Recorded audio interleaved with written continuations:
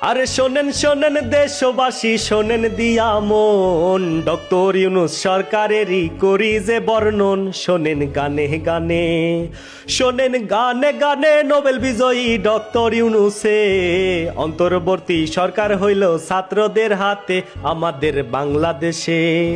আমাদের বাংলাদেশের সরকার হইল 8ই আগস্টে, 5 তারিখে হাসিনা গেল ইন্ডিয়াতে, গেল মোদির কাছে, গেল মোদির কাছে এক ঝাঁকিতে দিল্লিতে গিয়া, টুপ করিয়া পড়লো হাসিনা, আসে নাই ফিরা আমাদের বাংলাদেশে।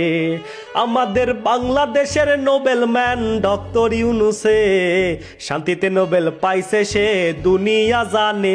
বলি তার ঘটনা, বলি তার ঘটনা, বাংলাদেশকে নতুন দেশ করতে যা যা লাগে করবই আমরা, পারি না হারতে আমরা বাংলাদেশি। আমরা বাংলাদেশি পরস্পরে কাঁধে কাঁধ মিলাই, নতুন করে করবই আমরা, দেখবে দুনিয়ায় করব সংস্কার। প্রথমে সংস্কার করবই আমরা দেশের আগাছা, যাদের জন্য 15 বছর পাইছি যে সাজা, বিদায় দিব তাদের, বিদায় দিব তাদের, পদ পদবি করব সারা দেশ। 15 বছর বাংলাদেশটা করছে যারা শেষ, বিচার করব তাদের, বিচার করব তাদের, দেখবে এবার দেশের জনগণ।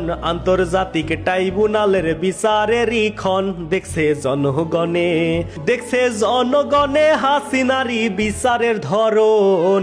এমপি মন্ত্রী পালাই গেছে, জেল করছে বরণ, পালালো ইমাম সাহেব, পালালো ইমাম সাহেব। 5 আগস্টে বাইতুল্লাহর খতিব, দেশটা কোথায় গিয়েছিল দেখলে এর অতীত, বুঝবেন সেই ঘটনা, বুঝবেন সেই ঘটনা। ডক্টর ইউনূসে চেষ্টা করছে ভাই, সংস্কার করার পরে নির্বাচন চাই দেশের জনগণে, দেশের জনগণে ভালো থাক এটাই কামনা।